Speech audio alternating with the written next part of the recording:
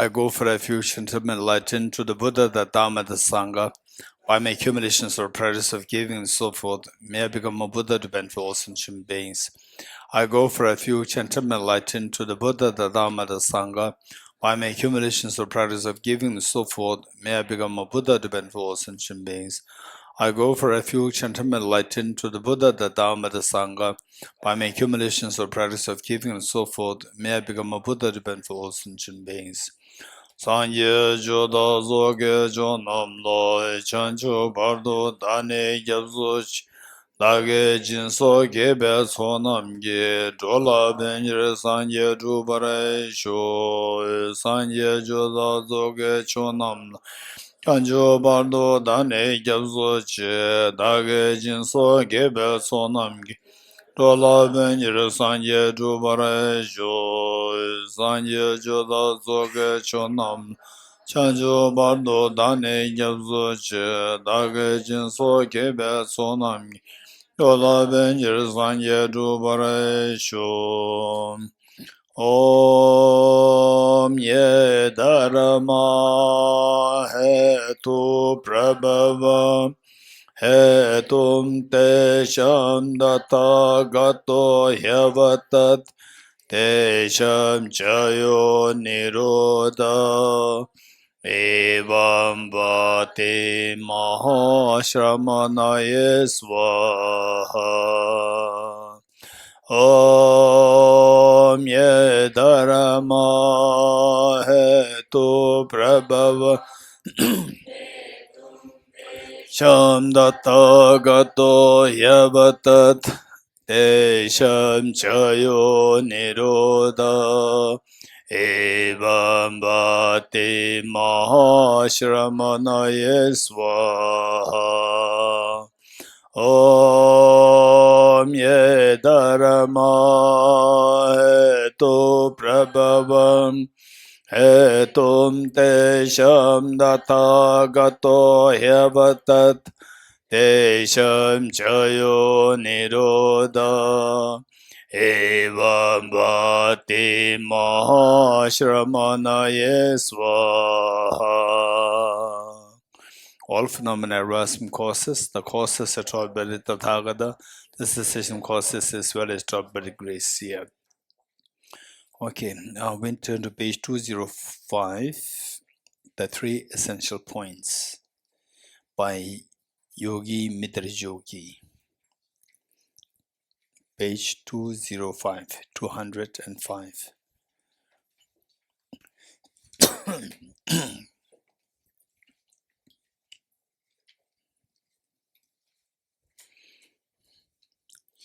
Okay, the three essential points by Yogi Mitrajogi. Practice consistently the deity. Okay, you're ready with you with me? Okay, let's recite together.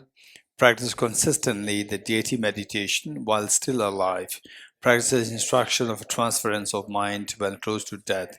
Practice the mixing during the intermediate state. Above all others is consistency in practice. Practice consistently the deity meditation while still alive. By being mindful of impermanence and suffering, concerted Visualize the Guru on the crown of your head and the deity at your heart. Meditate upon your mind is unborn. Transference of mind, the hard practice of at the time of when one is close to death. By giving away your body, abandon all thoughts of the dependence. By the practice of the light races integral channel, eject your mind to the realm of Tushita. The mixing, the hard practice is the intermediate state. By knowing this as an intermediate state, transform the external internal secret. Through the essential yoga of emptiness and compassion, wise learned ones connect themselves to their next lives. The quintessence of view, meditation, and conduct underlie all essential points. Identifying all that appears is the quintessence of view. Not wavering is the quintessence of meditation. Acting mindfully in the same taste in the quintessence of the contact. This is the instruction of the great realized yogi.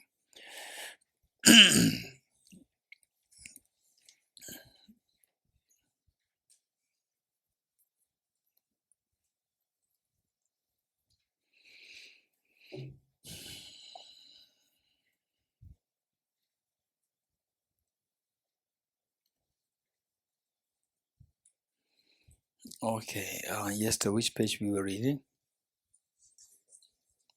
65.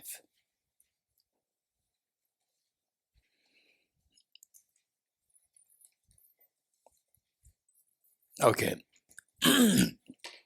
Yes, we are talking about dependent origination. What is the internal dependent origination, inner or internal, and the other one is outer. Internal referring to what? Internal referring to?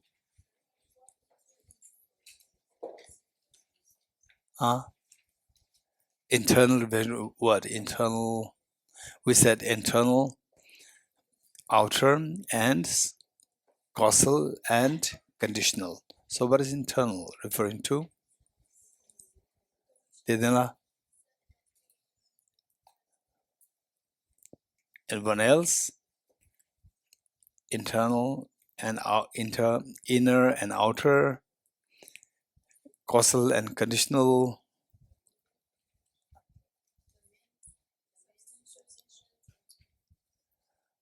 Okay, what is inner or internal versus outer or the outer dependent origination?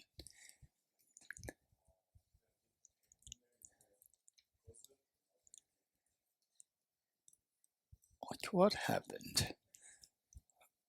Kukil, yes.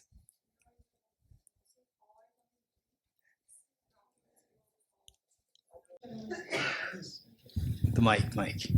Inner is about how I come into being, and outer is about how the outer phenomena, like flowers, you say, come Perfect, into very being. good.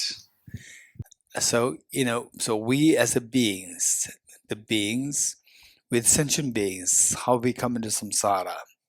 So this is the we with respect to outside houses, flowers, and so forth. We become the inner, and then the outside, because the inner and outer can have many connotations. So we should understand that in the form of context. So this is the context here. In the context of dependent origination, Rising Sutra, the internal or the inner refers to the beings who take birth in samsara, and outer refers to the things with which the beings interact. For example, say how the plants grow. Okay, and then the causal and conditional. What does it mean by causal and conditional in this context?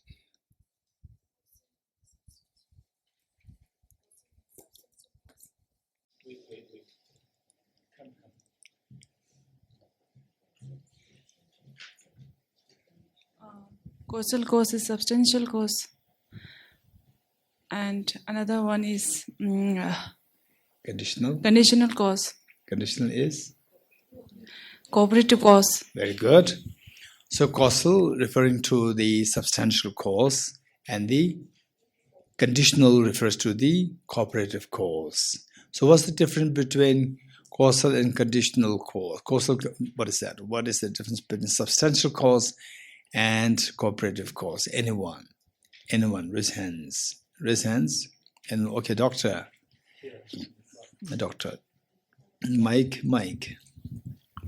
Geshe, substantial changes into result. Substantial cause is a cause which can actually change into the result, or which can actually become the result. Then Cooperative cause which cannot be changed into result, but it provides the condition for the result. It will not change into the result that, for example, water, soil, and sun, which gives a condition for the seed to germinate. Perfect. So the seed germinates into sprouts and. Okay, the seed germinates into a sprout, and it needs water, soil, sunlight, and so forth. So these change into the flower, the fruit, or not? Conditions are not converted into the result. Okay. But it gives condition for the seeds to change into the result. Very good. Like the clay. So with the clay, sometimes it can be a little confusing. There's this overlapping Whereas with the pot, the clay and the pot example is very clear. So the clay changes into the pot, but the wheel and the person they do not change into the pot. So, but these are required. The wheel is required, the person is required. They don't change into the pot, but the clay changes into the pot. So the clay as a substance goes to become the pot. So this is a substantial cause. And the others, they cooperate, they help, assist for the clay to become the pot. Okay, how many of you understood the difference between the substantial cause and the cooperative cause now? Very good. Okay, so let's see.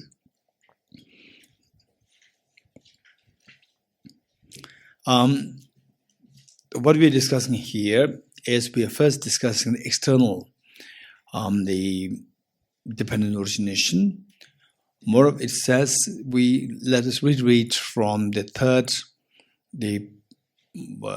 third paragraph once more, which reads, moreover, dependent arising emerges from two principles. From what two principles? From a causal relation and a conditional relation. Furthermore, it should be understood in twofold, outer and inner. So, first, what is the causal relation in outer dependent arising? Outer meaning, say, the plants and so forth, other than the beings. It is as follows. From a seed comes a sprout. From a sprout, a leaf. From a leaf, a stem. From a stem, a pedicel. From a pedicel, pistil. From a pistil, a flower. And from flower comes a fruit. So this is the process. And if there is no seed, the sprout cannot arise. You agree? But we can pray. May the sprout come into being. No? Right? So no matter how much you pray, no, because this is the efficacy in cause and effect. If you want this particular effect, it has a corresponding cause. You must make it happen. Okay, when I was young meaning age, maybe 10, 11, 12, I used to be very curious about two things. I was always in the Tibetan community. And the Tibetans, they always go to receive blessings from the Guru. And then the Guru blesses them, right? Touch their hand on your head like this. And how many times they receive the blessings? So many times, sometimes. And the students also go to receive blessings from the Gurus, Lama, and so forth, so that they have a successful exam results. But the exam results, the Tibetans never come to the top. Right? They have so much blessings, but never come to the top. The Indians, no blessings.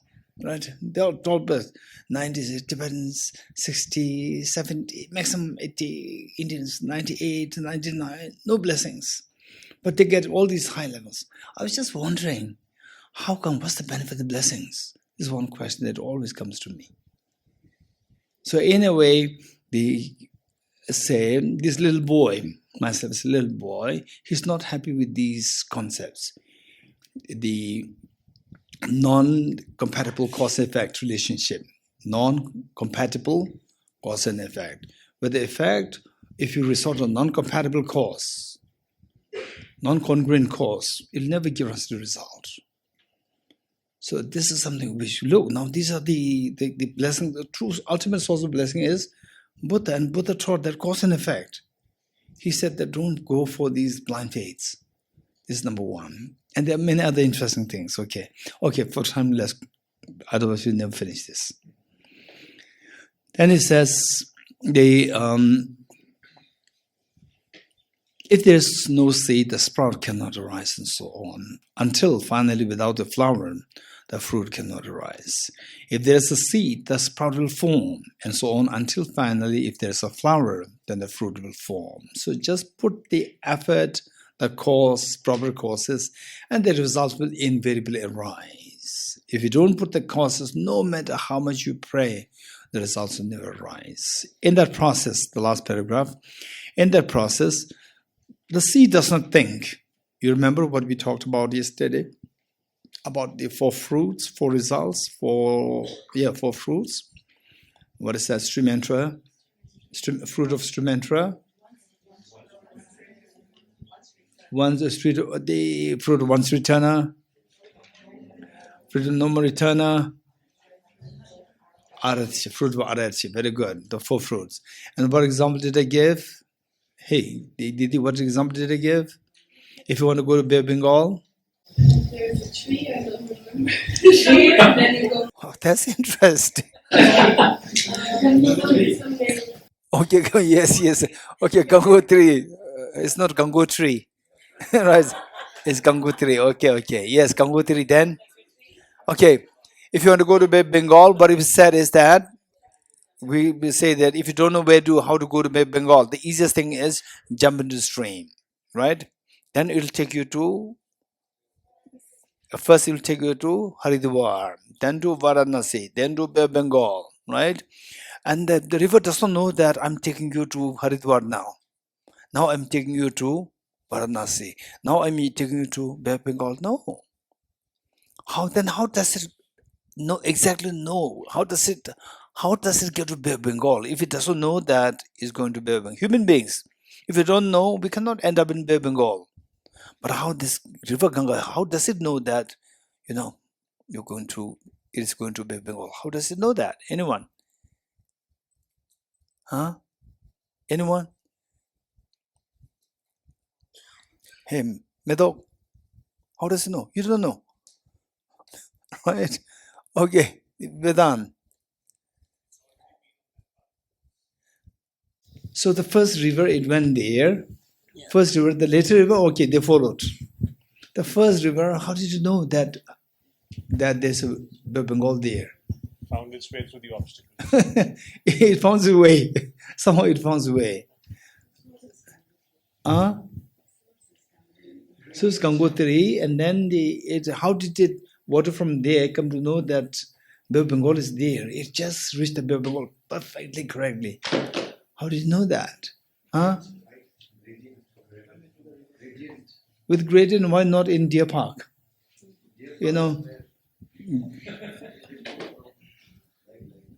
Okay, then why did you not? Gangotri is higher than Deer Park. So first come to Deer Park, then go to Bay of Bengal. Why not? Okay, did you all hear what Dorji said? This is very meaningful. You getting it? Anyone? Yes, Jimala. I have a question. No question. First, one at a time. Question. Jump into the river, then we'll reach to the Bay of Bengal, or use the Google map. Oh, Ganga use the Google map. No, this is not my question.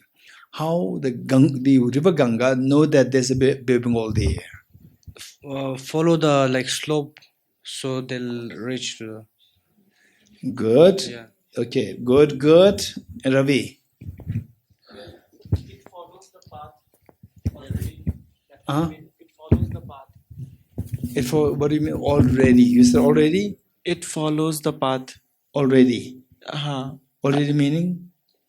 There's somebody else followed it and then it followed that. Is what I'm saying? Yes. Oh, this is like what Vedant said? Maybe.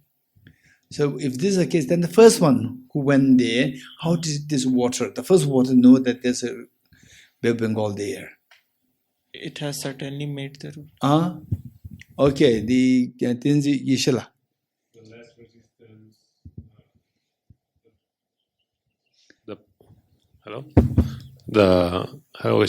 The part of less resistance. So the first stream goes for the parts of there is no one place to the second place where there's less resistance. Mm-hmm. Where there's resistance, meaning they choose another path. So whichever has a greater gravity. Mm-hmm. What Dorji is saying, what the Ravi is saying, and now what Tinzi Ishila is saying is that the fun is the gravity, the work of the gravity. So higher the land, lower the land, the gravity pulls towards the lower. So it's just operation, the law of nature, cause and effect law of nature. So gravity pulls you down. So it's just gravity. It does not require that the Ganga should know that, okay, now I'm going to Bay of Bengal. You're getting it? It's just work of cause and effect. Cause and effect. Where there's a gravity there, then the water, in the first place, the water, it is getting access because of the melting of the snow. Water getting access. Because the water cannot be stacked like stacking the bricks.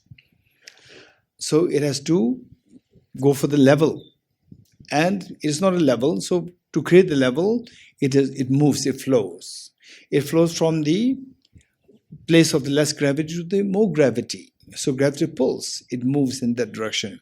So whichever the gradient, some rocks they block, then it moves to another place. So this, wherever is the law of the nature, makes easier. This is where this water moves. It doesn't know that I'm moving in this direction.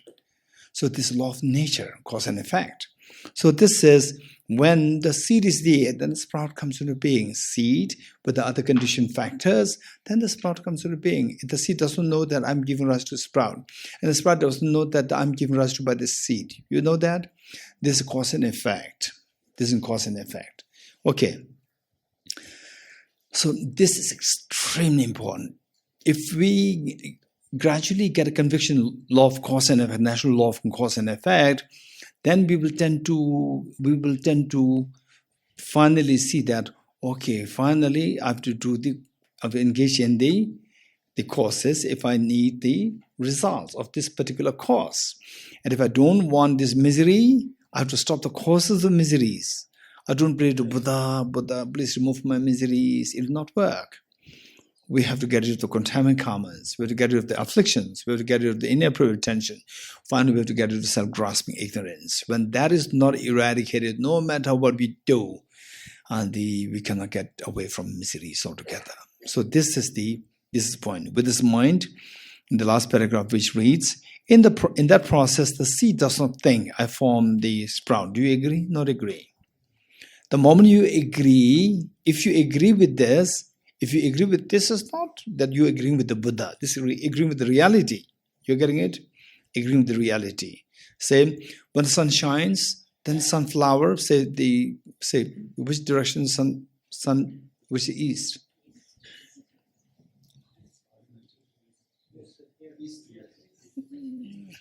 Rajendra, where is east?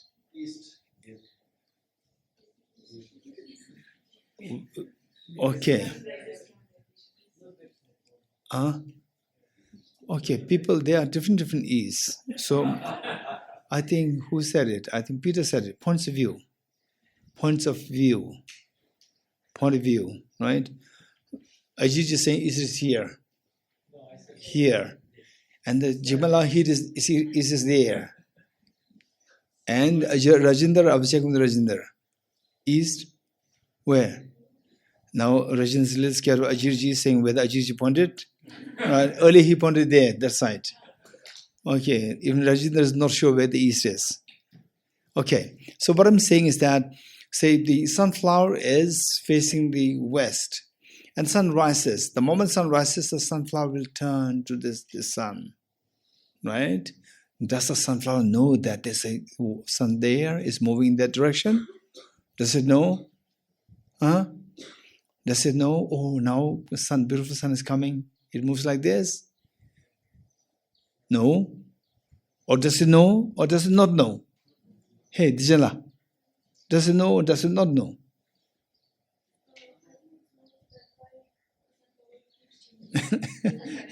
Okay. So, does the singing bowl know that I'm hitting it? But it cries. The moment I hit it, it cries, right? It knows that somebody's hitting, right? Yeah, Geshe-la. Yes. No, it doesn't know that you're hitting. No, it's crying. Ding, is that? It cries. Yeah, that I agree. That I agree that it doesn't know. The singing bowl doesn't know that you're hitting. So, Deshala agrees the singing bowl doesn't want somebody to hit it, right? Singing bowl, feeling pain. No. So it doesn't know. Yeah, it doesn't. It doesn't know somebody's hitting it.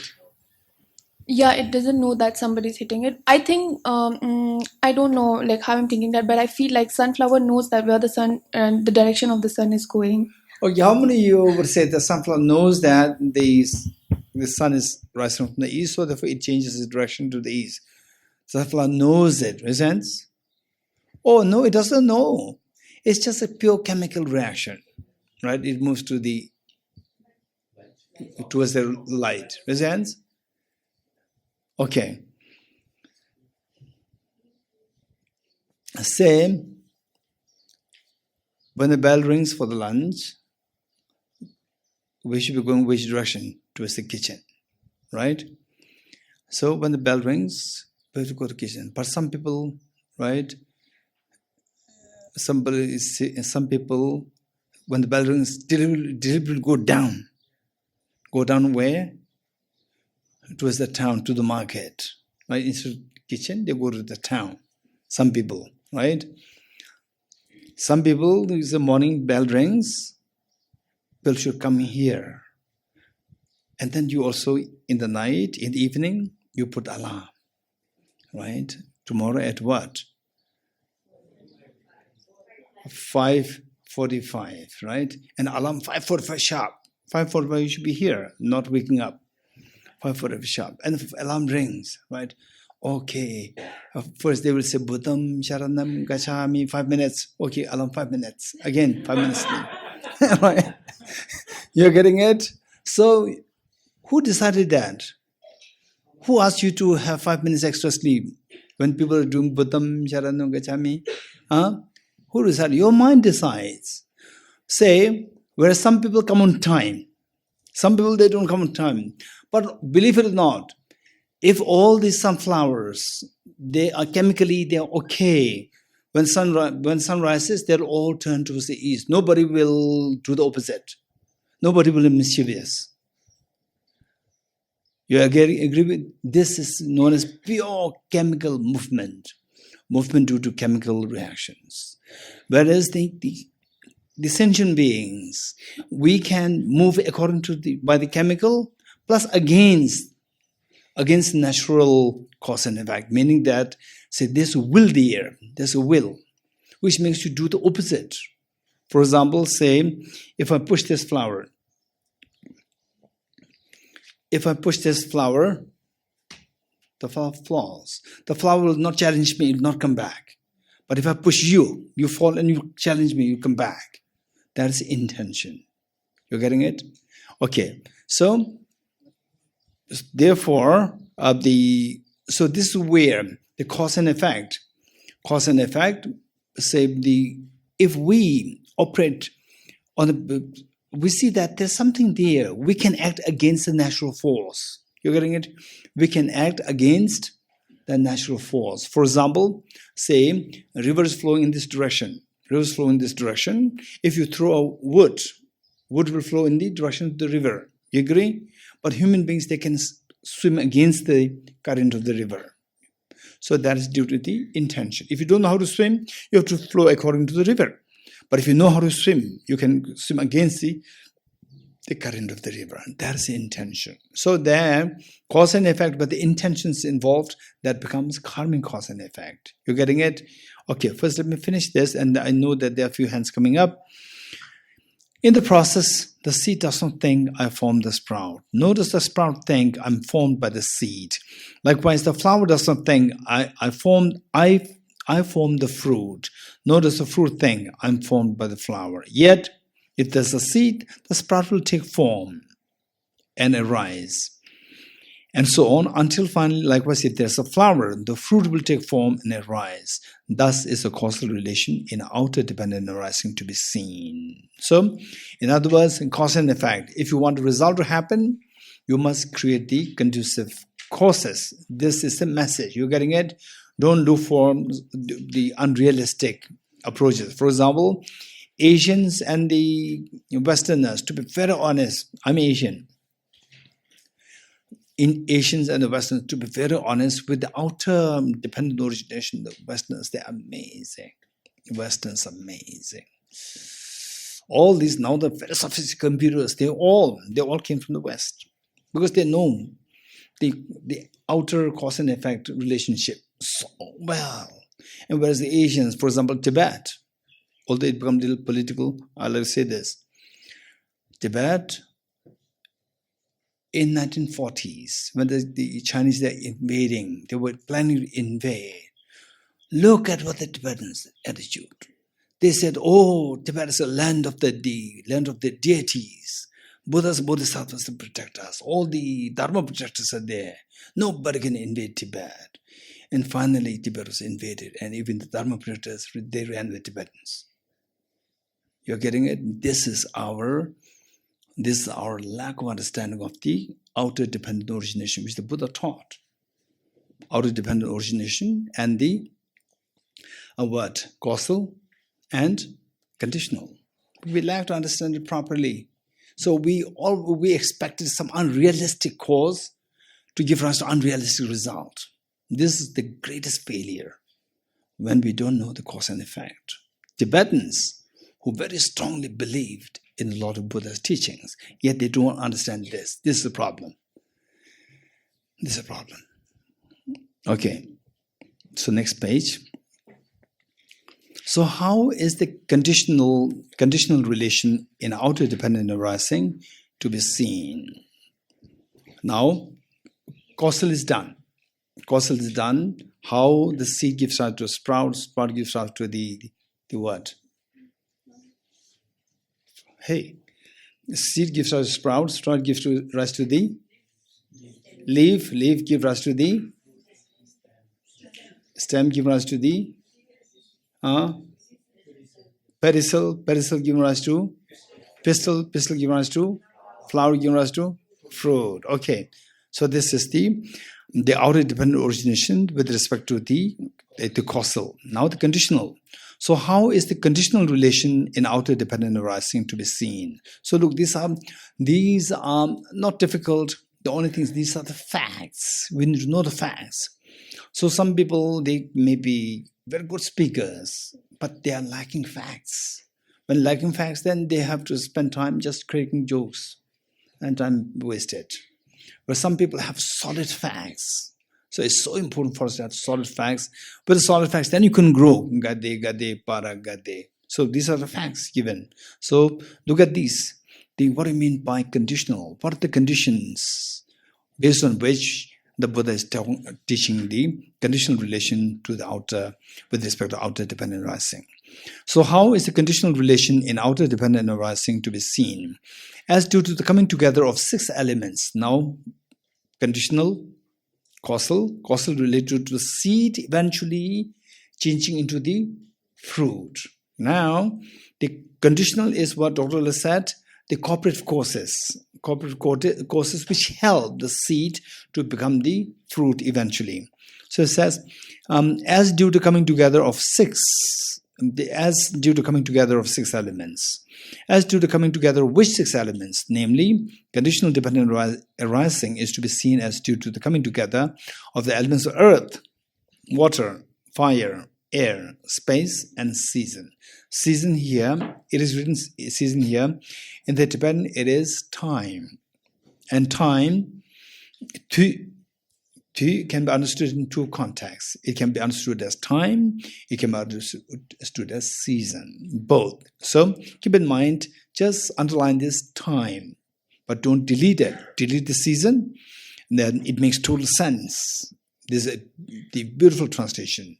But always know the optional translation also, the season or the time, because you plant a seed and don't expect the tree to grow the next day. So there's a time factor. Time is required. Okay, number 1. And number 2, not only time. Sometimes the plants, they have to have the proper season. You're getting it?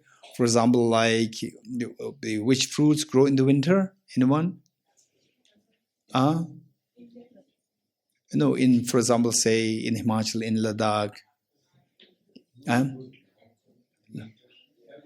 In winter, no fruits. Okay. Okay. In winter, no fruit. No July is deciding. No fruits. Okay. So let's say in Himachal, apples. Not in winter. In winter, orange. In November, orange. In November, orange. Okay, let's say November, orange. We have here. Okay. Don't worry. So they say whatever, orange or guava or whatever. Say in the winter, it grow this particular the the fruit is grown, and in summer mangoes. Let's say mangoes. So it's not just like okay, you plant the mango seed, you plant mango seed in the summer, and in the winter mangoes grow. Don't expect this, even though the duration is full. Duration meaning say it requires like say 3 years from the summer, and then it ends in the November. Then the mangoes grow. No, mango grows only in the summer. You have to wait for the particular season. And some farmers, they're amazing. Some farmers, they trick the plants. The farmers, they trick the plants because some plants they grow they require X amount of sunlight, and then more interestingly, say it grows only when the sunlight is continuously there for extended period of time. When the sunlight is very brief, then it doesn't grow. And then these farmers, what they do is that the summer sunlight is more or less, summer more, winter less. So in the winter they don't grow. So in the winter they expose these plants to long sunlight, long duration light by putting artificial lights. And they're so confused, these plants. Okay, now it's summer, too early now, right? Summer, but it's summer, so they sprout. This is amazing thing. So these people, these mischievous farmers, they know dependent origination so well. And then they manipulate with this. You're getting it? Okay. Season. Earth element. Now look, each of these elements, it's not just randomly said the 4 elements, earth, water, fire, air. No, they have their own functions. What functions? These are all so beautifully described here. Earth element functions as a support for the seed. Same, further seed has to plant it in the earth. The water element moistens the seed. Water element moistens the seed. Yes, this is very easy. Fire element ripens the seed.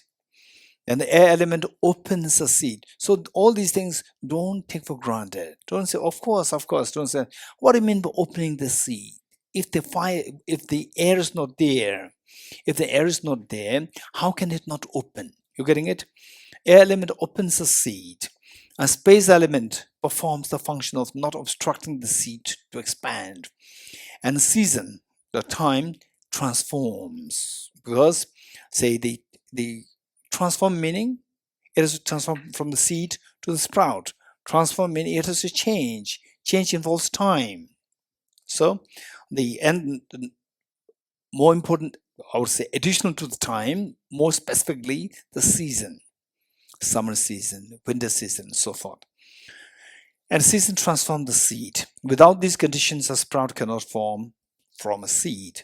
But when the outer element of earth is not deficient, and likewise water, fire, air, space, and season are not deficient, then from the coming together of all these factors, a sprout forms as the seed is ceasing. Okay. Okay. The one thing that I can see that Buddhism differs from many other religions broadly in 2 senses. One is acceptance of God or not acceptance of God. Say Buddhism does not accept God, but many religions they accept God.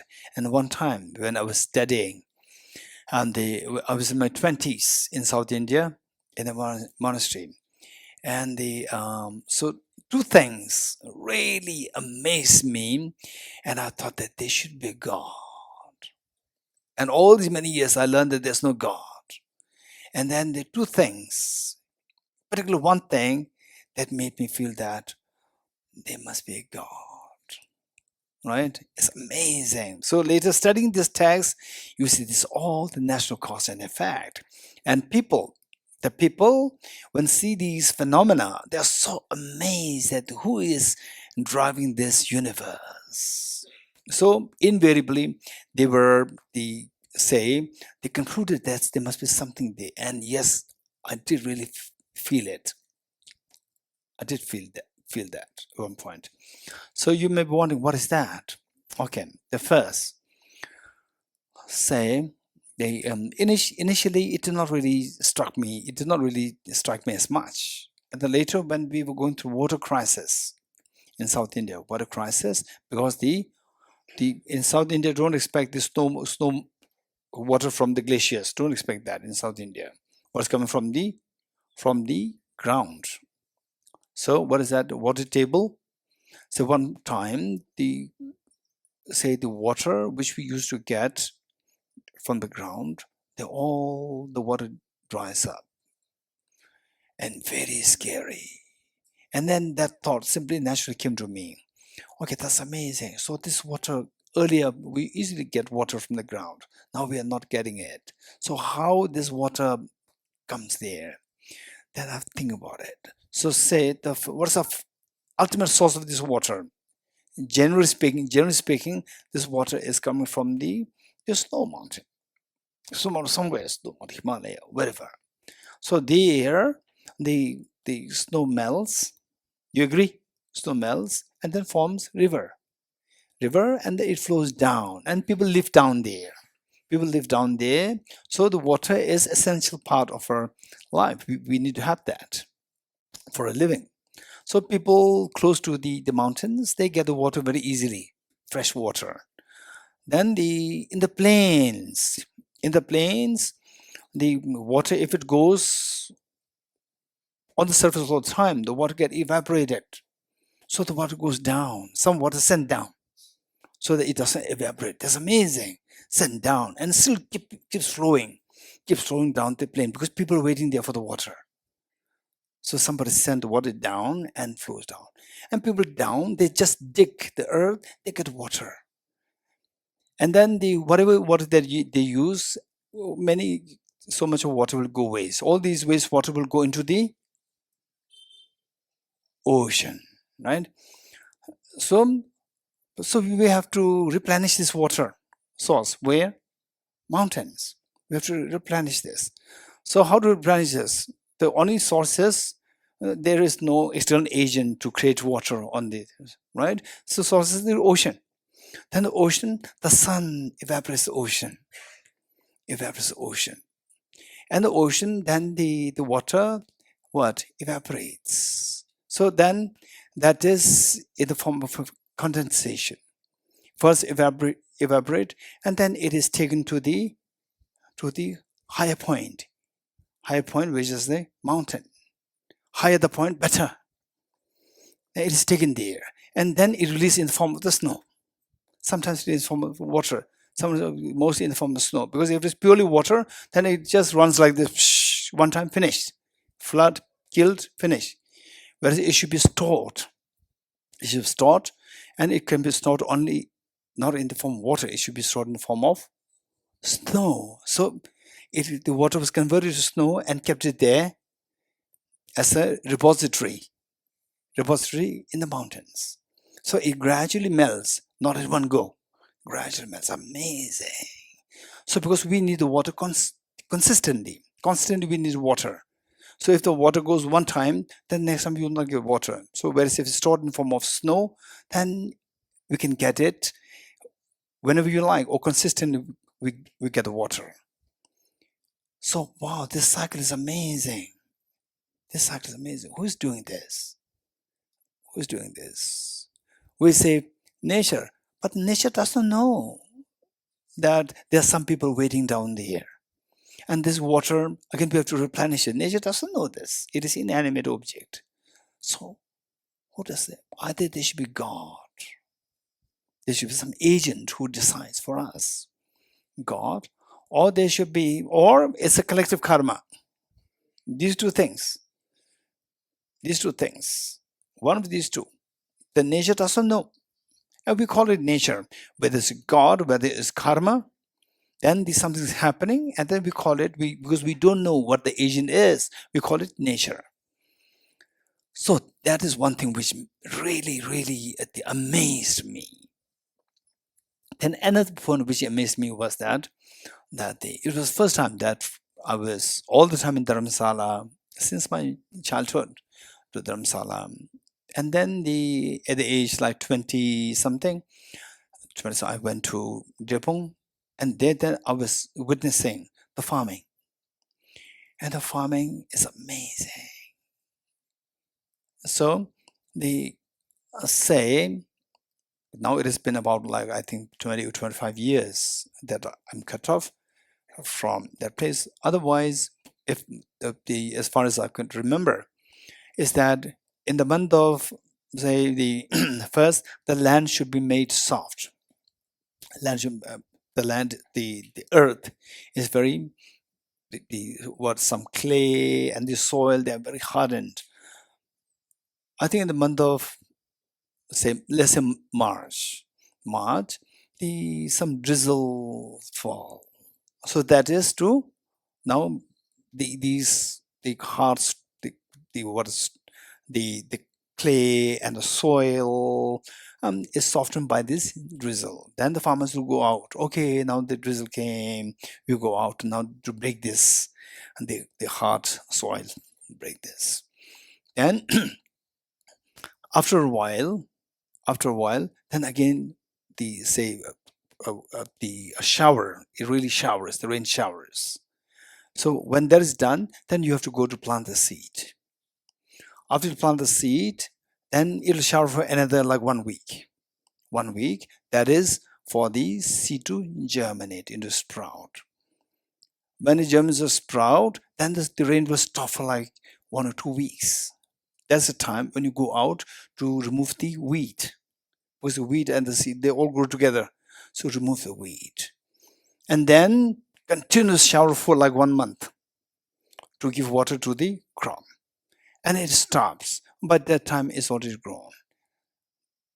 Then at that point, your job is to harvest the crop. Just seeing, wow, how does the sky know that now they need time to break the hard soil? And how do they know that it's time for them to plant the seed? And how does it know that it's time for them to now, we have to give a short break, one week break for them to remove the weeds? And then continuous, they need water for the crops to grow continuous for like 1 or 2 months, continuously rain. How does it know? That really mesmerized me, amazed me. Wow, that's amazing. So who is that agent? Either God or your karma, right? Okay, so these are the thoughts that were coming to me. And then you also, it's so important for us. Don't be like this little boy. Don't be like this little boy who I remember Ajiji shared this story many years ago. Don't be like this little boy. We need to think. What is this little boy story? That little boy was, one day his uncle or his father was taking the little boy with him, and there was a cow passes by. A cow passes by, and the father told the little boy, "Hey, boy, look at this. This is a cow from where you are. The milk that you getting every day is coming from this cow." And the boy said, "No, it's not coming from this cow." And the father said, "Yes." And the boy insisted, challenged, "No, it's not coming from this cow." And the father said, "Then where do you think it's coming from?" He said, "From the bottle." From the bottle. You're getting it? Because this little boy was always seeing the mother bring the bottle, and from the bottle, the milk is poured. He thinks that the milk is coming from the bottle, not from the cow. So let us not be like this. You have to be able to ask, where is the milk coming? Where is the milk from? Where the milk is getting into the bottle? This you have to think, not just the immediate cause. You're getting it? Immediate cause, yes, from coming to the bottle. From where how did this milk get into the bottle? From where? You have to check it. This is known as the interconnectedness of chain of cause-effect relationship. That's very important for us. Okay.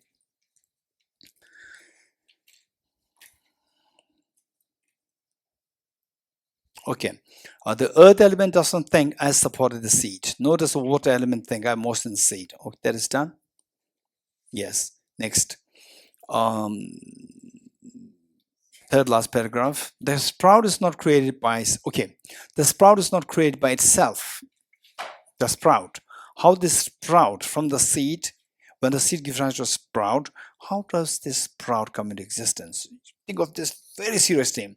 And in a way, I would say those people who believe in God or external agent to create all these things, I would say these people are brilliant. They actually give thought. They were actually thinking. Well, where is it coming from? Who is really dictating all these things? They are thinking. These are the thinking people. Homo sapiens came only 0.3 million years ago. 0.3 million years ago. Before that, the Homo sapiens non-existent. No concept of God, Buddha, nothing. And Homo sapiens came. They could hardly talk. Their language is so gross, only a few words. And gradually it became more sophisticated. And then how all these concepts came into being, sophisticated concepts, God, dependent origination, law of karma, all this came into being gradually. So people's thinking, Homo sapiens, they're thinking. It came from there. Just think of very seriously. Let's not follow, take for granted something. Just Homo sapiens, 0.3 million is nothing. 300,000 years, that's it. Homo sapiens. And the first Homo sapien, 0.3 million years ago. And the gorilla, there's not much difference. Gorilla doesn't know how to talk. Homo sapiens know how to talk. And Homo sapiens, they know how to make the what is that? Tools. And the gorillas, they don't know how to make the tools. That's the difference. Otherwise, they are very similar. Physical structure, they're very similar. Forget about emptiness, bodhicitta, wisdom, forget about all these things. No concepts. All these concepts gradually developed from the Homo sapiens coming to being 0.3 million years ago. How many of you would agree with this? Generally speaking, it should be like this. Homo sapiens came only 0.3 million years ago. So from there, then these concepts developed. Just raise hands. Okay. So this is something that we need to really think about. This is how you grow in your intelligence. You grow in intelligence. And sometimes, so people, too intelligent people, they are mixed with the political, right? And they make the kings gods. They make the kings gods. You're getting it many places. Tibet also, kings are made God. And the Tibetans are too loyal. Not only they make their own kings God, they also make the other kings also God. Tibetan king, they say this Avalokiteshvara. And the Chinese king, they say Manjushri. And Nepali king, they say is Vajpani. You're getting it? But is it that the kings are not really enlightened bodhisattvas? We never know. They can be bodhisattvas. I personally would say that King Songtsen Gampo, Tibetan king, 7th century Tibetan king, 8th century Tibetan king, Tisung Desi. If you ask me, don't you think that they are really enlightened beings? I would say no doubt they are highly enlightened beings, bodhisattvas. How much they contributed to the proliferation of this teaching of the Buddha? How much they contribute? They use all their energy to preserve this teaching in a very meticulous way. And they use all the energy, and particularly King Tisong Desi. King Songtsen Gampo, he was already very powerful. King Tisong Desi, he was being challenged by the local ministers for him putting so much effort in proliferating Buddhism. The local ministers, they are not too happy with him for this. So he met a lot of challenges. Yet he just faced the challenges.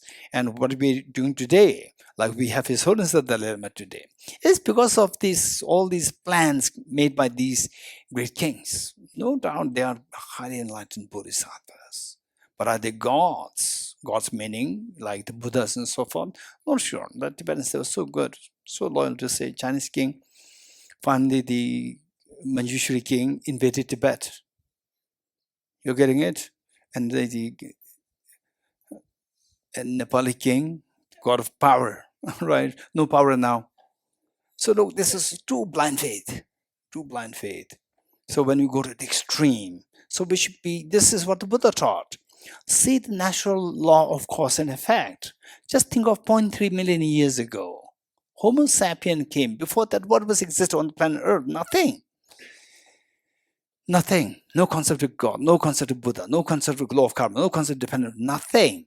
It all came after 0.3 million years. Homo sapiens, that's it. Okay. So sprout is not created by itself, not created by another meaning, another cause other than the dependent origination. Not created by both self and other than dependent origination. Not created by any external agent. So Ishvar is a word used as an agent, external agent, powerful agent. And what is Ishvar exactly? People have different interpretations. You're getting it? It's not just one. There are different interpretations. For example, so what is going to be mentioned later? Prakriti. Prakriti is a very interesting concept. Prakriti is a concept of the Samkhya. In fact, India is amazing. To be very honest, it's amazing. In those days, 2,000 years ago, 3,000 years ago, all these sophisticated concepts were developed in India. People were thinking. And when I learned about these, and now, say being exposed to the deeper concept of Buddhism, exposed to the other traditions, meeting with other people, and interacting with discussing the philosophical position of other traditions, the more I start to admire the different traditions which developed in India. It's amazing. And some extremely rational thinkers, no blind faith, rational thinkers, like physicists, for example, will come later. Some say that Ishvar, what is Ishvar? Ishvar is, there's no external Ishvar there. Ishvar is the elemental particles. What creates, Ishvar meaning what creates the whole universe? The whole universe created by the elemental particles. And in those days, no concept of atoms, electrons, protons, neutrons, so forth, but they said the particles. Particles, these are the creator of the universe. And they are a set of religion. This is a religious tradition, religious philosophical tradition. Particles, they are the Ishvar, that they created the whole universe. And some say, no, it's the time. Samay, time. Time is the creator of the universe. It's amazing. They thought about it.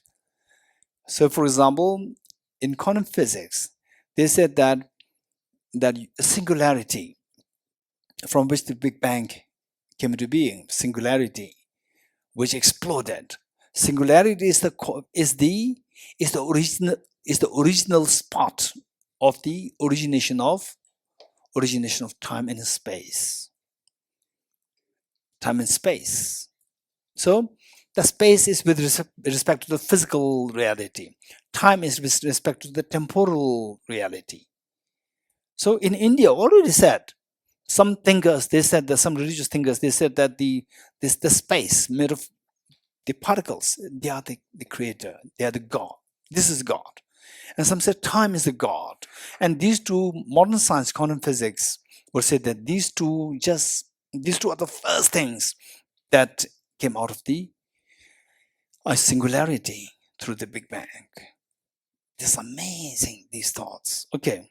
So, when we say Ishvara, it's not rejecting one particular tradition. It's just a creator God. And for example, in the West, Judeo-Christian religions, they believe in in Hindi or Sanskrit, we can translate it Ishvara. They call God. They call God. Not transformed by time. So here the time is what? Time is the creator time. The time in the form of the creator God, creator.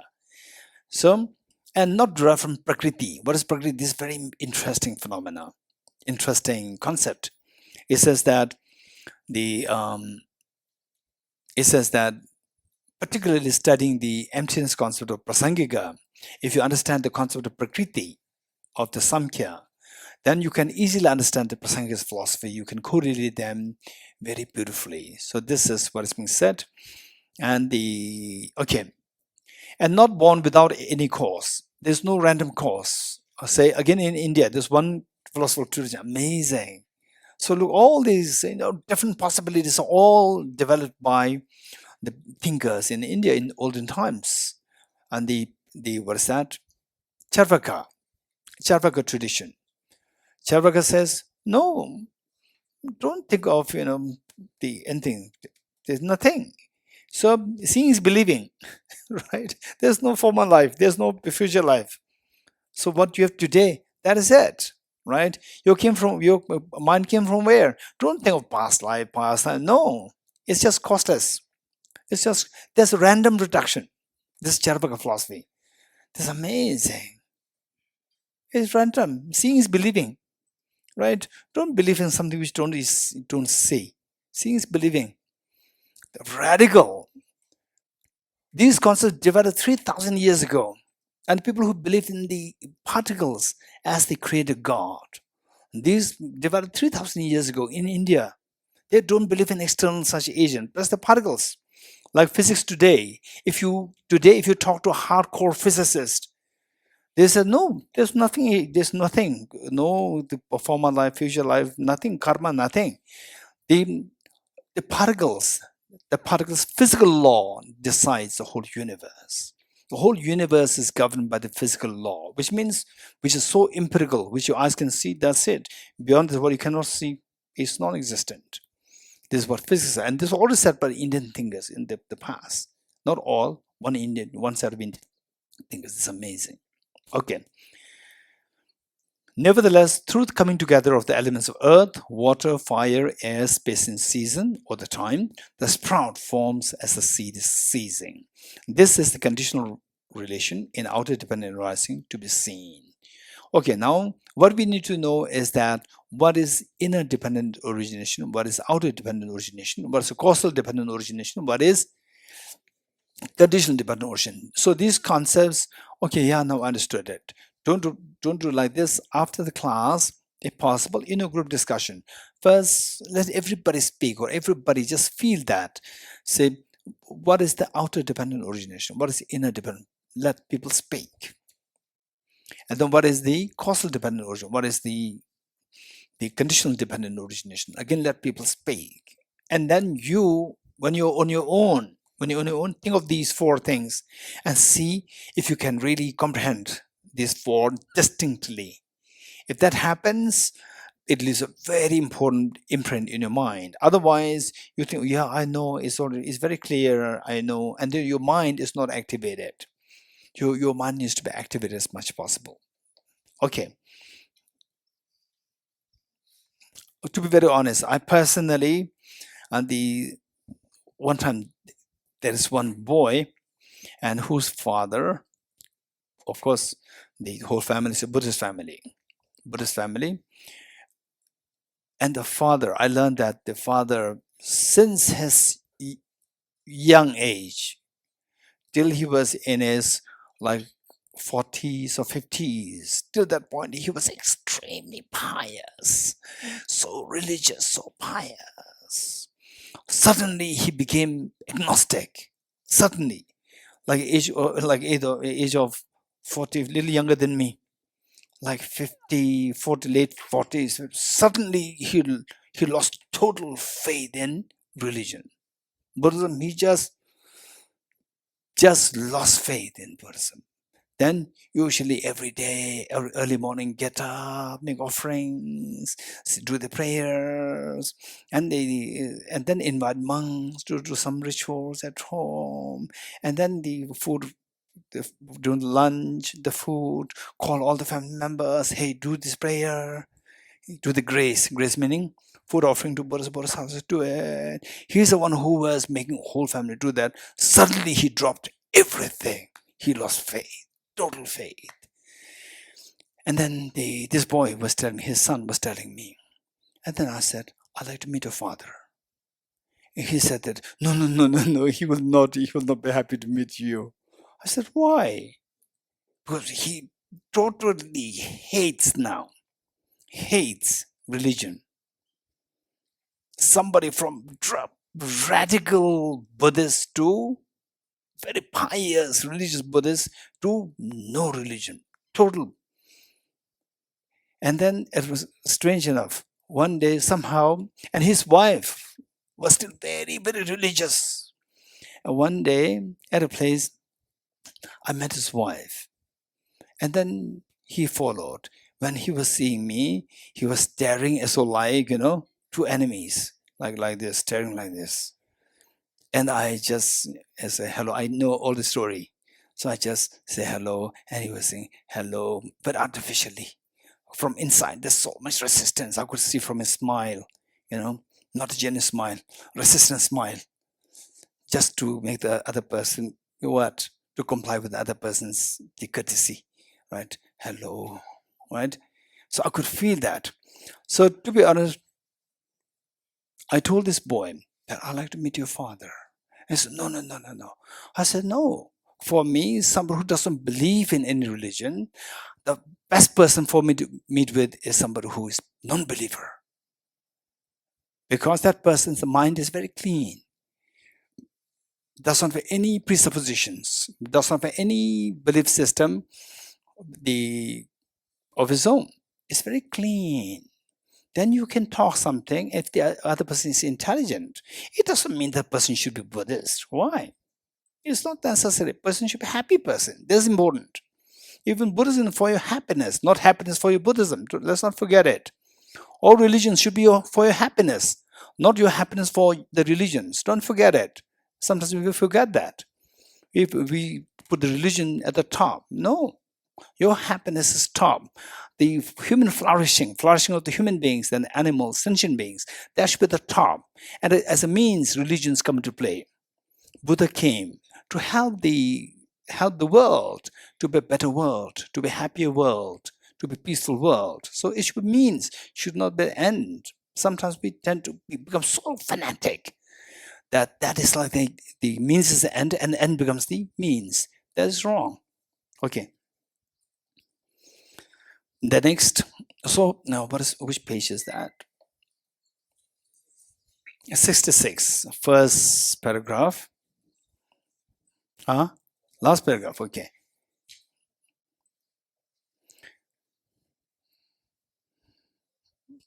Okay, I think the battery is gone, this one. It is still 15 minutes to 10. It's already 10:10. Okay. The last paragraph. Here, outer dependent arising is to be seen in terms of 5 aspects. Okay. Now, there are the facts. These facts we have to remember. You're getting it? 5 aspects. What are 5 aspects? Which 5? As not permanent. For let's say, a seed giving rise to the sprout. Okay, my question to you. A seed giving rise to the sprout. You agree? You plant a seed and a sprout grows. You agree? How many you tried it? In your life, you plant a seed and a sprout grows. How many tried it? Raise hands. Actually put the seed in the soil and the sprout grows. Raise hands. How many you never tried? Raise hands. Dr. Lal, that's interesting. Doctor always with the books, I know. Right? Always the books, and then become a doctor and gone into medical and become a doctor. Okay, Dorjila, never tried. Okay, anyone who did not try at all? They then tried, not tried. Jimala, not tried. Gishela, are you sure? If Gishela says, I do not try, the 16 people will be amazed. Right? His 16 students will be amazed, right? So therefore, yes, I tried. Okay, so those people who do not try, you must try. You must try. It's beautiful. Just plant a seed and give some water on a daily basis. But don't every day continue to see how much growth. It'll never grow. You're getting it? Dorjila, Dedena, right? Hey, Dorla, right? Daughter wants her patient to recover very soon. So the seed to grow very quickly, right? See how much is grown. Don't do that. Just be patient. So there's a time factor. Okay. So what I'm saying is plant it. Now let's see that if you have, most of you have planted seed. So seed and the sprout. Is there a gap in between or there's no gap? Seed. Okay, first, the seed transforms into the sprout. Yes, no. If yes, the seed and then the sprout, by the time the sprout comes, seed is gone. Only the shell is left, right? The seed is gone. It changed into sprout. Okay, so this you accept. Next, the seed and the sprout, because that it changed, it moved. Is there a gap in time between seed and sprout? Is a gap or is it continuous? Resistance will say continuous. There's no gap. Okay, good. If there's no gap, if it's continuous, then let's see these 5 aspects. The 5 aspects. The first one, it says that as not permanent. Seed given rise to the sprout, it is not permanent. Meaning that if it is permanent, then the seed should remain as seed, seed, seed, seed, seed. If the seed remains as seed, seed, seed, seed, then sprout will never come into being. You're getting it? So therefore it is not permanent, number 1. Number 2, as not discontinuous. Discontinuous meaning the seed is gone and there's a gap, discontinued, and then the sprout comes. Is it like this? No, because there's continuation. There's no gap in between the seed and the sprout, so therefore it is not discontinuous. Okay, next. What did you say? It does not as not involving transmigration. Is it that the seed jumped? For example, say let's say that you are here, and then say that there is a snake there, right? And then you jump and move here. So where is this person came from? Where? It came from that side. It jumped, it migrated. So it says it does not involve transmigration. The seed does not migrate to the result, to the sprout. It does not migrate to sprout. It changed. It does not migrate. As the formation of a large result from a small cause, even though the cause can be small, but the result can be massive. Even though your negativities that we engage in can be very small, but the result can be massively suffering. Even though the cause can be even though your virtue can be very small, for example, like offering a flower, even if they say you have nothing to offer to Buddhist Bodhisattvas, and then somehow you get say one candy or one small piece of flower, and then you offer this with the best of your intention. It's a very tiny act, but the result can be massive. So this cause and effect, where the cause is small, effect can be huge, and cause can be huge, effect can be very small. Okay, so a large result from a small cause, and then finally as a continuity of similar type, meaning that what the result is going to be like is determined by the cause which is similar type as the result. So say mango result, and don't expect coming from the apple seed. It should come from a similar type, which is a mango seed. Okay, so the more we think about these points, that the seed, the cause cannot be permanent. The cause and the result cannot be discontinuous. And the cause does not migrate into the result. And from a small cause, don't the neglect, or what's the English word? What's the English word? Don't underestimate. Don't underestimate the cause. Oh, this is a small thing. Small thing can give rise to huge miseries. Small virtue can give rise to huge virtuous, the positive results. Don't underestimate the power of the small causes. A formation of large result from a small cause, and then always think of the concomitancy between the cause and its result.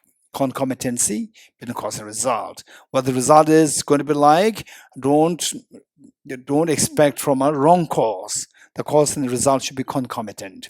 It should be similar in type. Concomitant, similar in type. Next, okay, now is being explained in great detail. How is it not permanent? How the cause is not permanent? Because it is not permanent because the sprout and the seed are different. If it's permanent, the seed should be always seed, seed, seed, seed, seed. But since the seed and sprout, these are very different, therefore the seed is not this cause is not permanent. The sprout is not the seed is not the sprout. The sprout does not come from the sprout does not come from the seed after it has ceased. What is this? The sprout doesn't come from the seed after the seed has ceased. Okay, is there anybody who can explain this? Raise hands, Rina.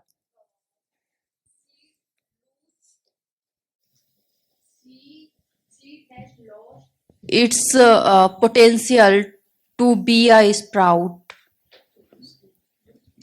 So sprout is given rise to after the seed stopped, or before the seed stopped? Before, if we seized seed, then a sprout will not come.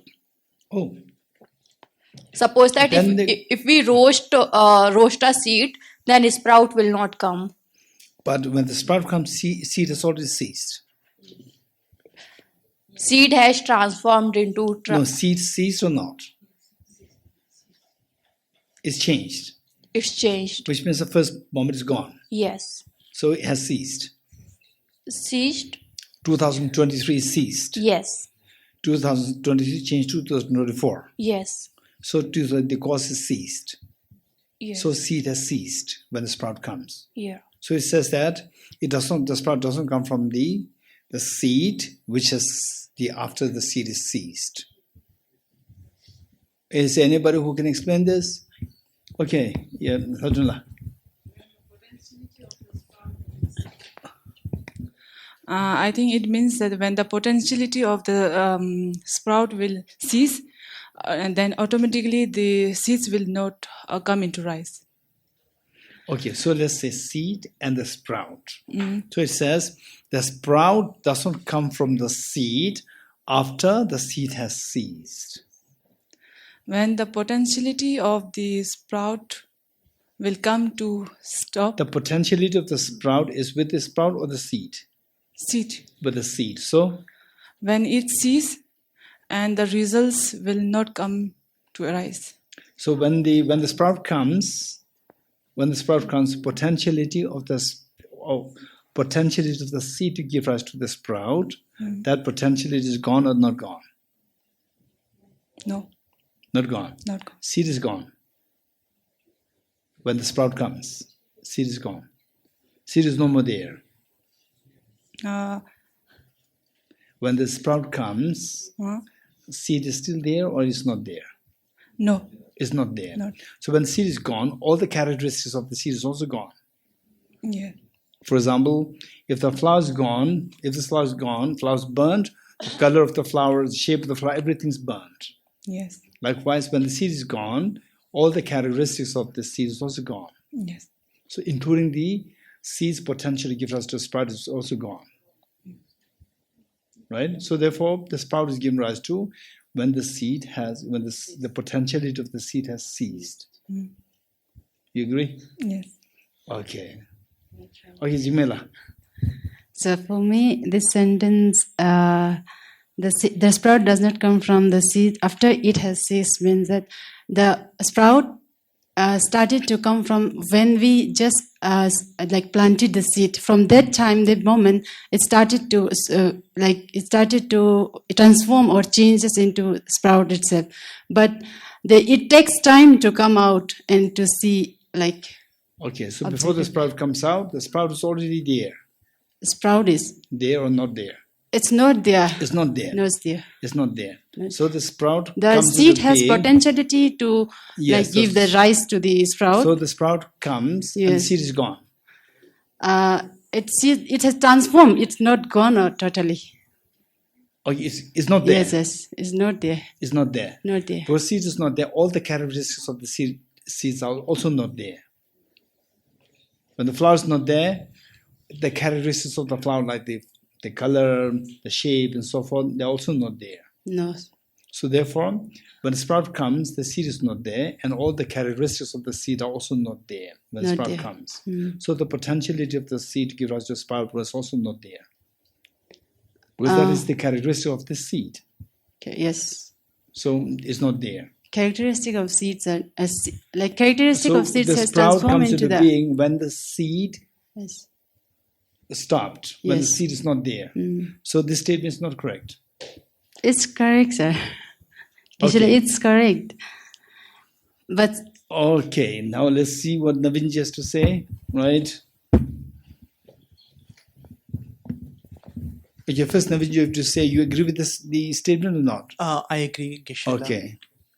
Geshe, like sprout is like a seed is getting a proper cause and condition. It come into the sprout. Yes. The previous seed has been seized. Yes. Now the sprout has a potential with the same causes and condition to give multiple seeds after that. True. But this one says that the sprout doesn't come from that seed after that seed has ceased. But according to you, the sprout comes into being from the seed which ceased. After it stops, then the sprout comes. Yes, Geshe. When but it says it is not. Yeah. Okay, anyone? Okay, Peter. Peter here. I think that one of the most important characteristics of the seed that it has the potential to generate a sprout. Yes. And the very moment it generates a sprout, this characteristic is gone. Because it turned into a sprout. And yes. From one seed, it's not possible to have another sprout again. Yes. It's just one. Yes. So as soon as it fulfills its role to give rise to a sprout, then it ceases to be a seed. So therefore the sprout arises from the seed after the seed ceases. No. Of course, the seed ceased and the sprout came. No, the seed ceases with the sprout becoming. Not after. Not after. It's the same moment. Same moment. So what is said is here is not correct. The sprout does not come from the seed after the seed has ceased. No, it is true because it doesn't come after. Then it comes when? Together with the seed. Yeah, it's the sprout becoming and the seed ceasing. It's the exact. So what is the sequence? Seed ceased and the sprout comes, or the seed is still there and the sprout comes? No sequence. Which one? There's no sequence. No sequence. No same sequence, moment. So these two are same. Yeah. The seed is there and the sprout comes. These two are same. Yeah. Okay, which means seed and sprout, these two are together. No. When you say no, you are saying no to yourself. Right? Because you said it. Okay, Pinzole.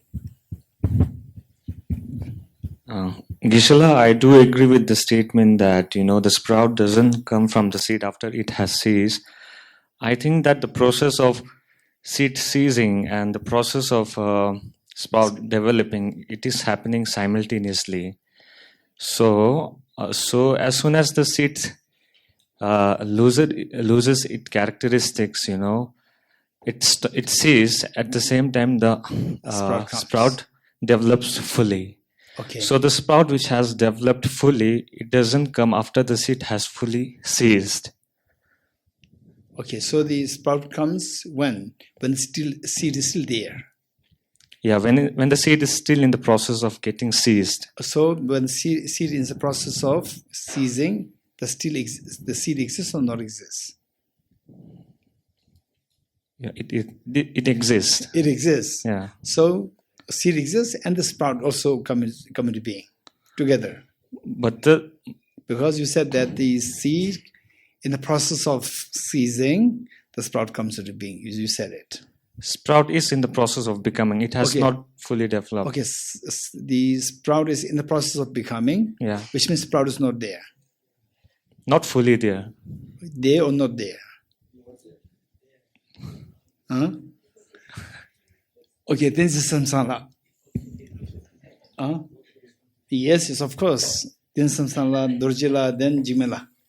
Geshe, I agree with this statement. I think that what it's saying is that there is no gap and there is no overlap.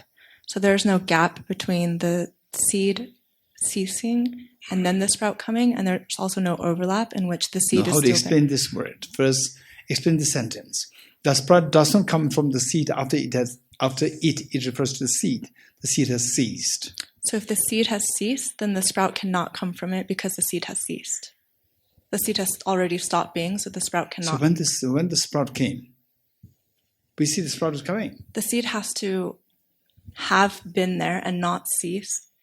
Oh, I see. Not cease, which means seed and sprout, these are together. Wow. Okay. But it's like a worm turning into a butterfly. There's no moment where you can't say where the caterpillar stops being a caterpillar and the butterfly comes, but it's like a transformation. So there's no moment, which means during the butterfly, caterpillar is still there. No, but it It's did all come. stopped. It did come from the caterpillar. It It was come there. from that is no argument. It comes from there. Okay, now Dorjila. Geshe-la, I think if there is a seed, it has also the potentiality of becoming sprout. Yes. So I think if someone born, there is also it will happen. Like it will also die.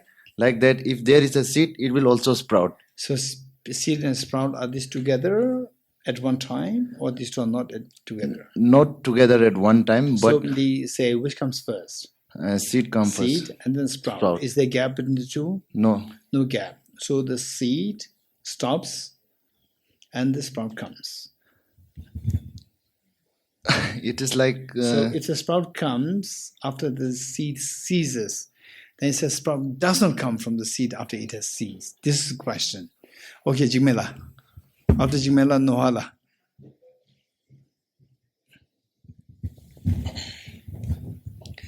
Geshe-la, I'll give you an example. Okay, take two seeds and keep one seed and keep the other seed like On the table. No, yeah, one on the table, one in In the soil. process. Yeah, so one you will see like one in the process. It's continuously like growing. So the seeds will there's no seeds left behind. Okay, in the one soil. on the table On is the table still is a seed. Yeah, but there's no Sprout. Yes. So which one in the process it's become the sprout later? On the one the in soil the one, soil. the soil one, yeah.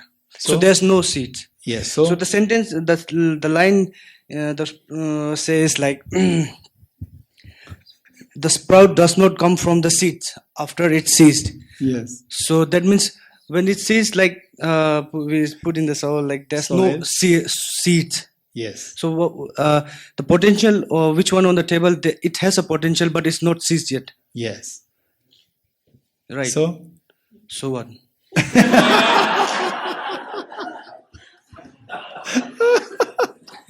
Okay, Jimena, thank you. Okay, Jimena, thank you. Okay, now next Nohala. Wow, Jimena, amazing. Never ever ask him so, right? He was so what?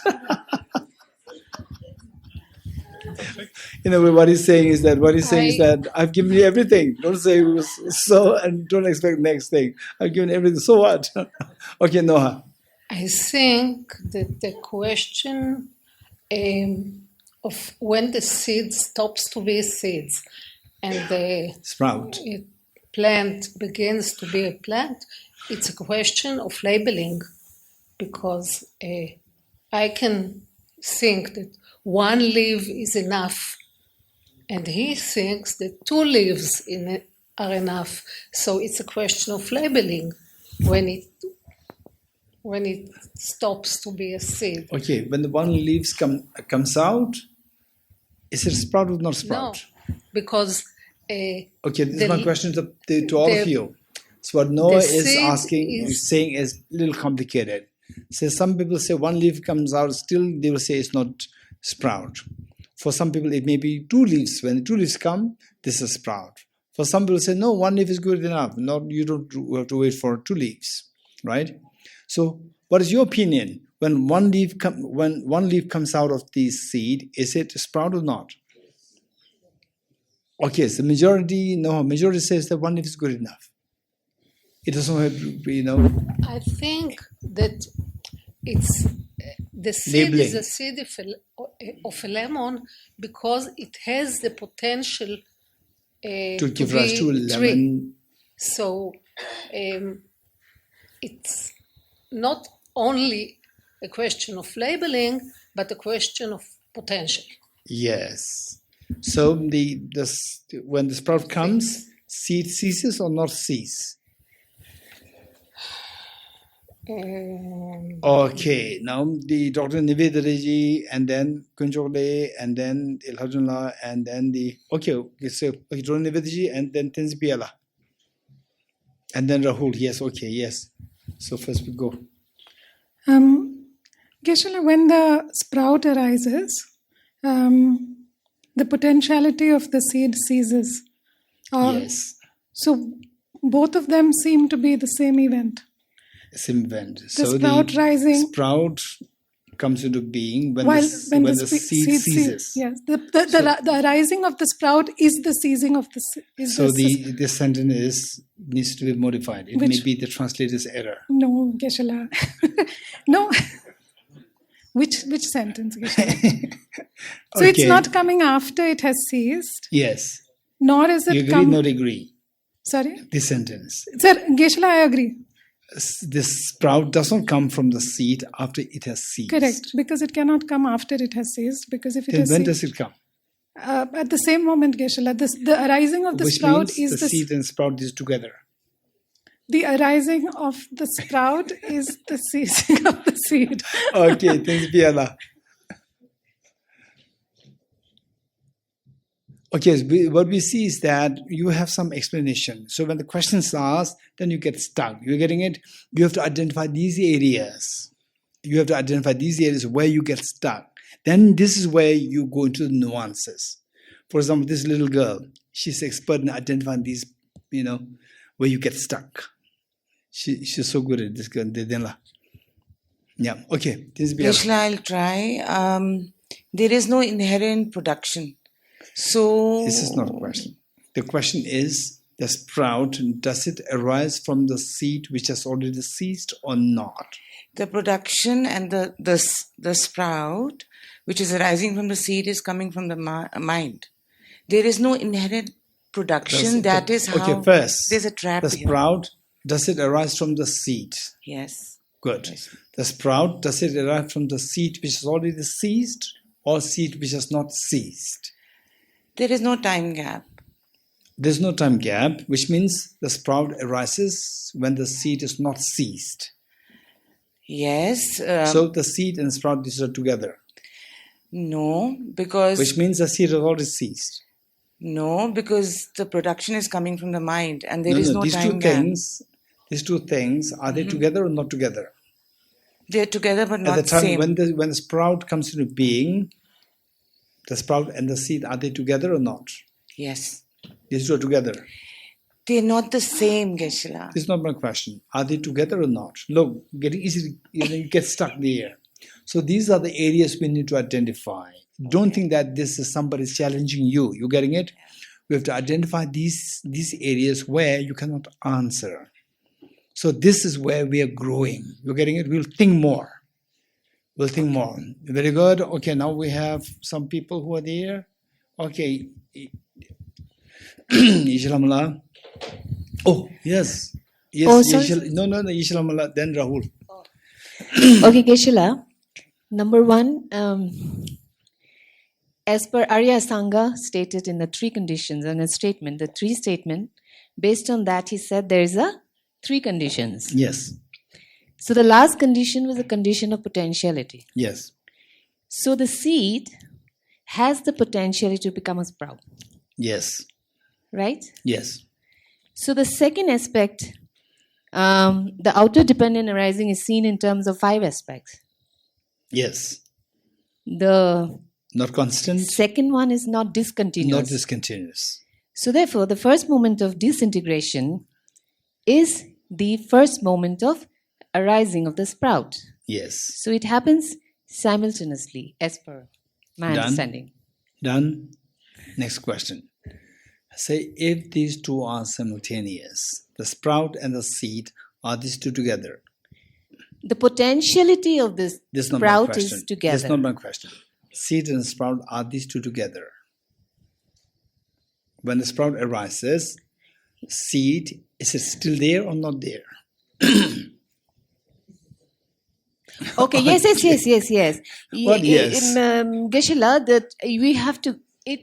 I'm again citing This is not that the the point. potentiality This is of not the the point. seed. I agree with you. I agree. No need to repeat. I know what you're saying. Yes. I have an extra question. The question is: the seed and sprout, are these two together or not?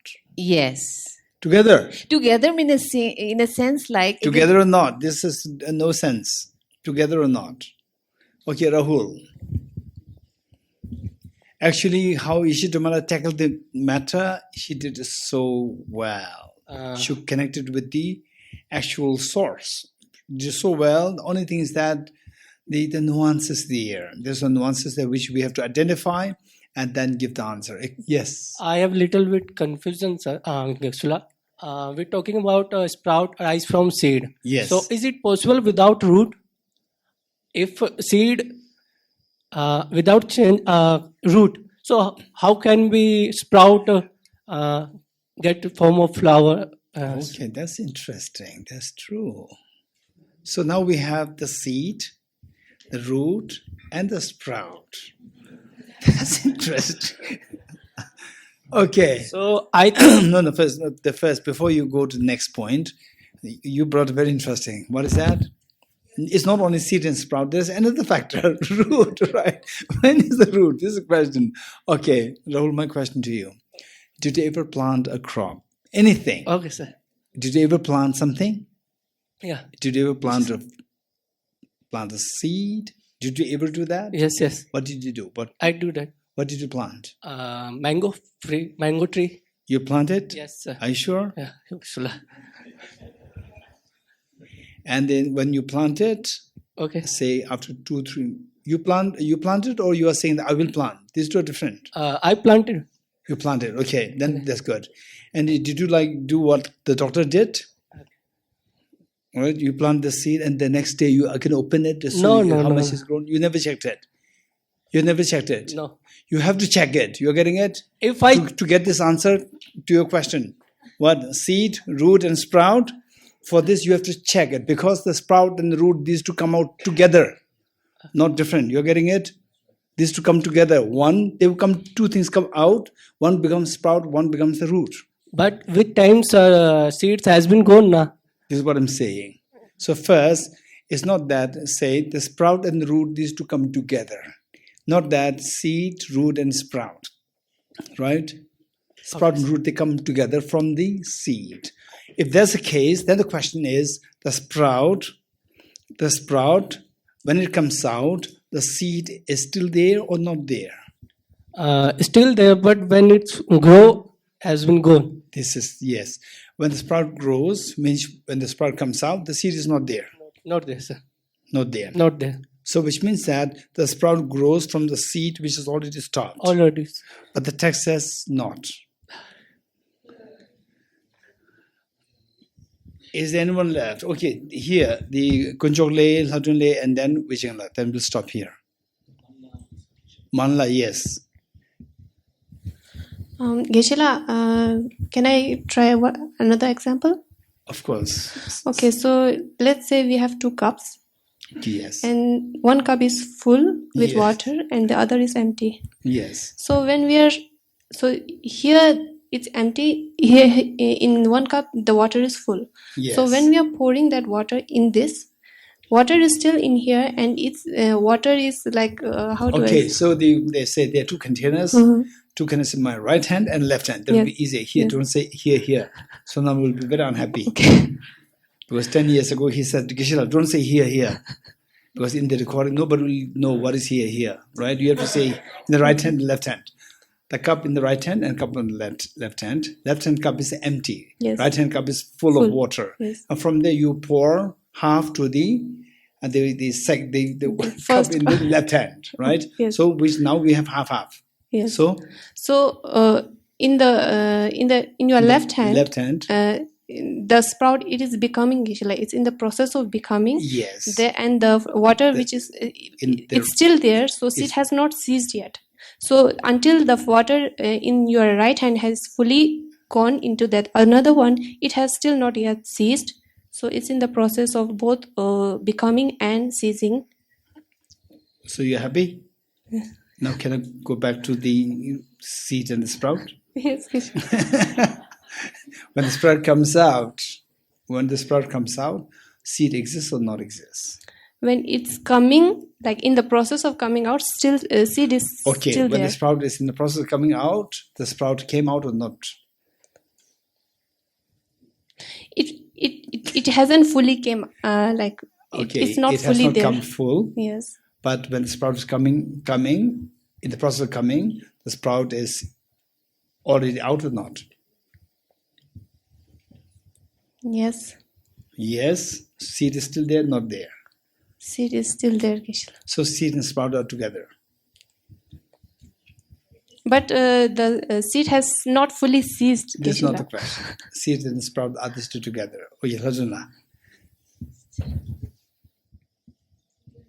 Geshe, I want to say 2 points. So first, Well, it's a freestyle, right? So you don't stick to the question. No, I'm sticking to the question. Tell me. So here we are saying that how to understand that seed is not like seed and sprout, how they're impermanent, not permanent. Yes. So for that, the one of the reason now it's saying the sprout does not come from the seed after it has ceased. My understanding is that the sprout that we see, it is only the result if after coming into being, if seed ceases. First thing. Now, second thing Geshe is asking, but when the process, the still is there.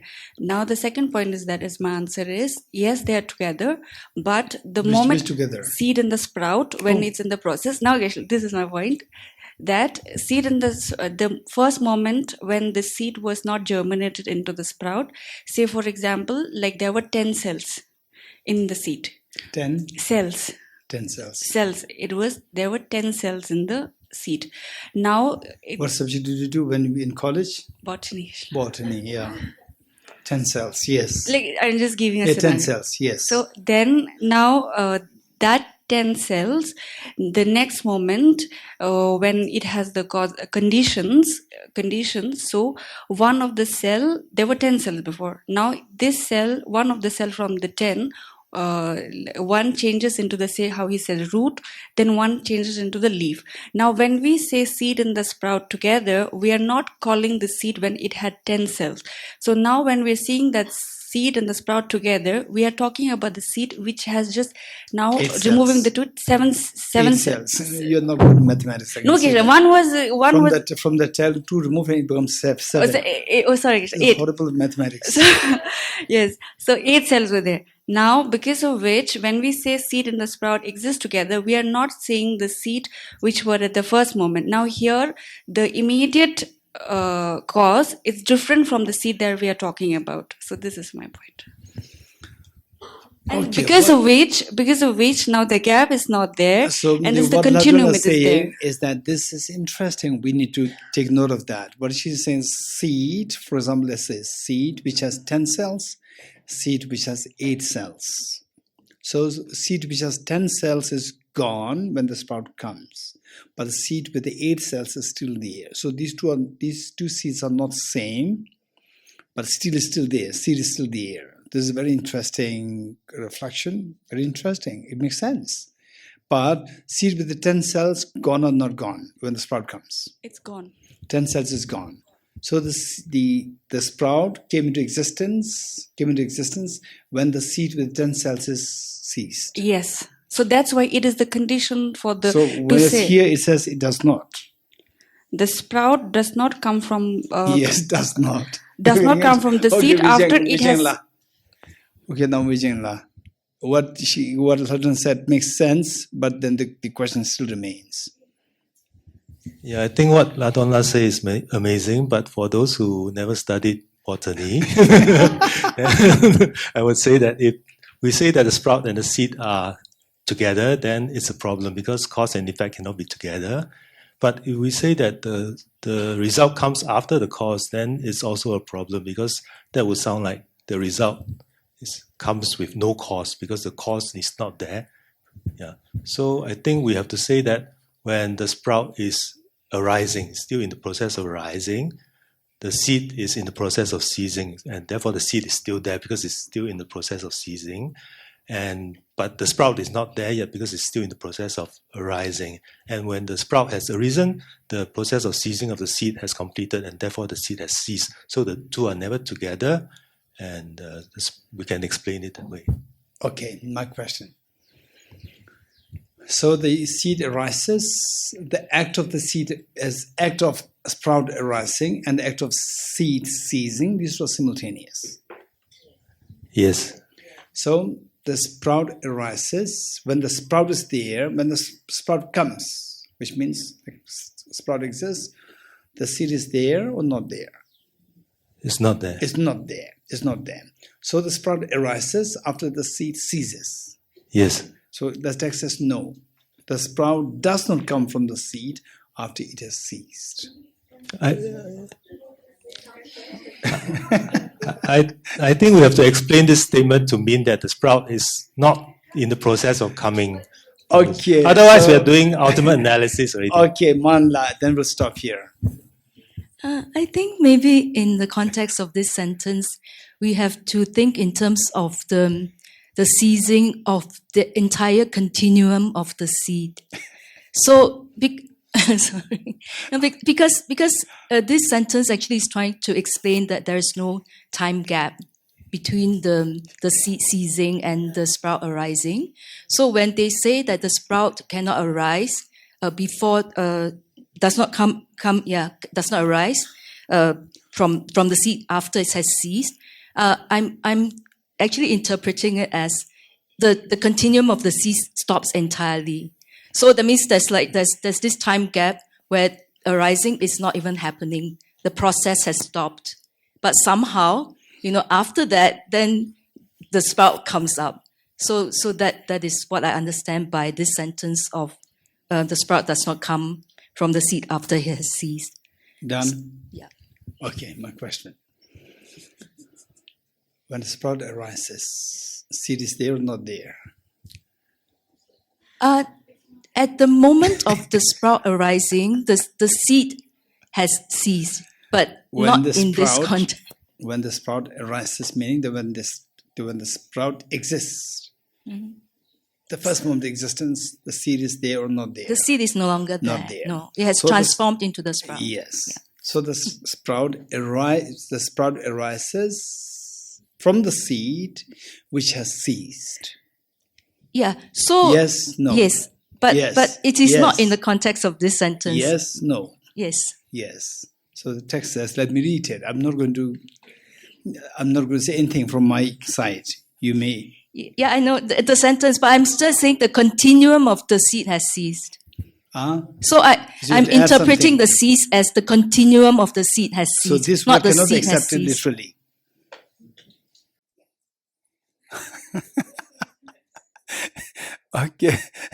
Okay. So now my point to you is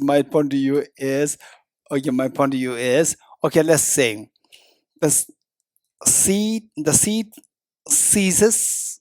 The seed ceased. The time the seed ceased, and the time after seed ceased. Is there a difference or no difference? The seed ceased, and the time after the seed ceased. Is there a difference or not difference? What's the difference? Sonamla? So, which comes first? Seed ceased come first, followed by after. Right? After. So, say that it says that the sprout does not come from the seed after it has ceased. Right? It has ceased. Say, seed is no more there. Seed is no more there. Then after that, the sprout comes. You're getting, so there is a gap there. After having ceased, there's a gap between the seed and the sprout. So whereas what we said is that there's no gap in the seed and the sprout. You're getting it? So therefore, the five aspects. What is the first one? That seed is not permanent. What is the second aspect? These two are not discontinuous. You're getting it? They should not be There should be no gap. So this is what we need to remember. Actually, Geshe Lama brought this up, the 5 aspects. So it's related to the second one. Okay, so let's quickly finish this. How is not permanent? Explain the first one. It is not permanent because the sprout and the seed are different. The sprout is not a seed. The sprout, and also the sprout does not come from the seed after it has ceased. Nor does it come from the seed while it has not ceased. While it has not ceases together. After it has ceased is the gap. Gap is also not acceptable. Seed and the sprout together is also not acceptable. Rather, the sprout is born precisely as the seed ceases. So, all of you explain this, the last line. All of you explain this with the beautiful metaphor of the 2 cups, right? So, this explanation that what Vijayala said, that the arising of the sprout and the ceasing of the seed, these 2 actions are simultaneous. The 2 actors are not simultaneous. You getting it? The 2 actors are not simultaneous. 2 actions are simultaneous.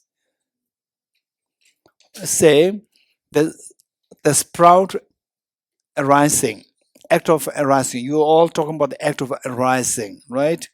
And then Jimala is saying partially, or what what Kunjola is saying, and many of you are saying becoming process. So which means in the process arising. And what is arising? What is the actor? What is the actor? Sprout is the actor. And what is the action? Process arising. That is the action. So 2 actions. One action is arising, one action is ceasing. And what is the actor which ceases? The seed is the actor, and what is the act associated with the seed? Act of ceasing. You're getting it? So these actions are simultaneous, but the 2 actors, the 2 agents are not simultaneous. So as Kunjola said, Vichana said, all of you said it. You're getting it? Okay. We'll stop here now. Teta Om Gate Gate Paragate Parasam Gate Bodhisvaha Tyata Om Gate Gate Paragate Parasam Gate Bodhisvaha Tyata Om Gate Gate Paragate Parasam Gate Bodhi Aha. All you 3 processions together.